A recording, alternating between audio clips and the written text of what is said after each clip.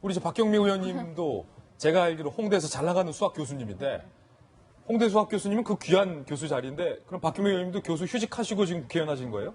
저는 휴직이 아니라 2013년 법이 바뀌면서 사직을 하고 왔고요. 아, 교수직 내 던졌다? 네, 돌아갈 수 있는 다리를 불살르고. 불살라고 그랬어.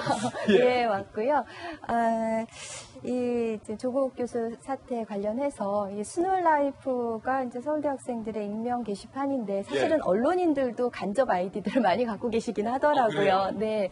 근데 이 올라온 글, 하루에도 수많은 글들이 올라오는데 그 글 중에 하나였고, 물론 이제 동의하는 댓글도 있었지만 이게 서울대 학생들의 대표성을 갖는 의견이라고 보기는 좀 어렵지 않은가 하는 생각을 하고요. 예.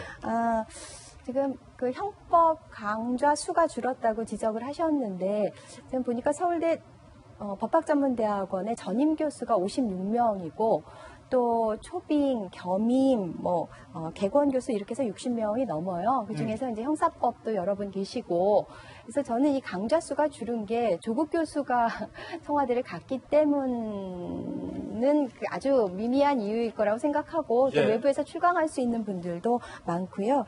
그다음에 아까 그 조국 교수 그 프로필이 좀 나왔는데 형법이라고 하면서 그 연구 분야에 사법개혁이 적혀 있었잖아요.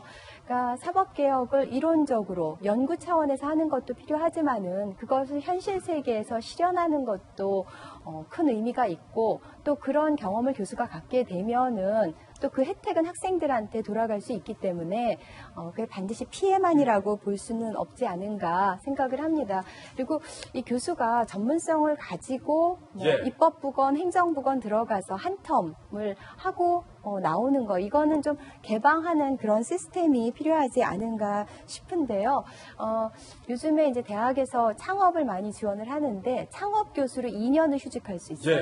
그러니까 이분이 이렇게 상하탑에만 갇히지 말고 바깥으로 자유롭게. 나가서 입법부, 행정부 또 그런 어떤 산업계에서 일을 해보고 또 그 경험을 학교 안으로 갖고 와서 학생들과 공유하고 이런 것들은 저는 이제 의미 있는 시도라고 생각을 합니다. 예.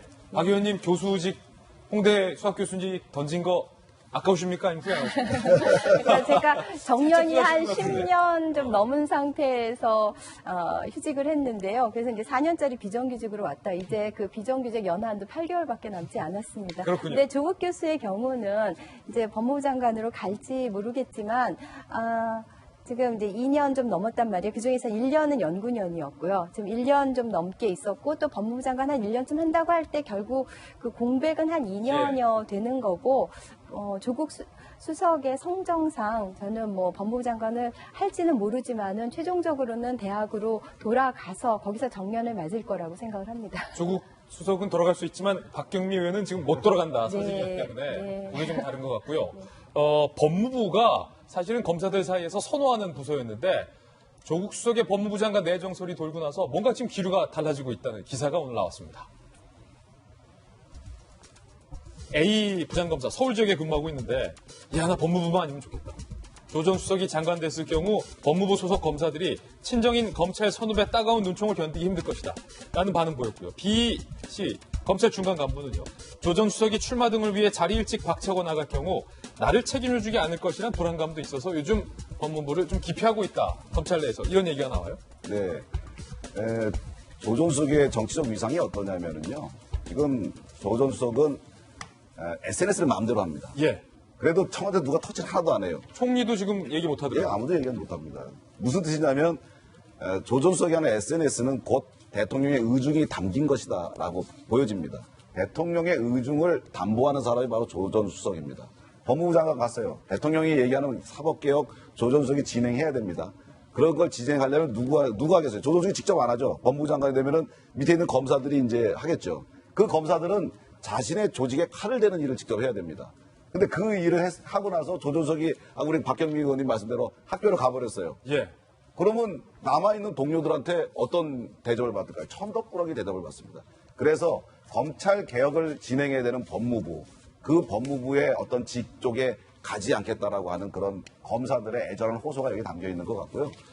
저는 그래서 정부가 과거에 노무현 대통령이 검사들과의 대화 같은 것들을 통해서 소통에 나선 적이 있습니다. 문재인 대통령께서 일선 검사들은 과연 어떤 생각을 갖고 있는지 우리 조응천 의원 같이 예. 훌륭한 검사 출신 국회의원의 이야기도 좀 들어보시고 해서 제대로 된 사법개혁을 해 나갔으면 좋겠고 조국 수석이 그냥 대통령의 명만 받아서 무조건 이렇게 추진하려고 하는 것, 독선적이고 독단적으로 추진하려고 하는 것은 우리 대한민국의 미래에 전혀 도움이 안 된다 이런 생각을 하고 있습니다. 조국 수석에 대한 서울대 제자들의 이야기까지 들어봤습니다. 네, 말씀 중간에 서울대 끊어가요. 제자들 관련해서 한 말씀만 드리면 예.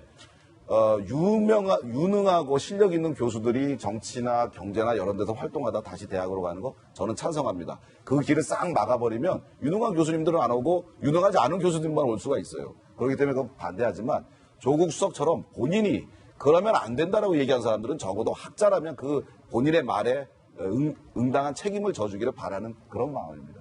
세 번째 이슈까지 다뤄봤습니다.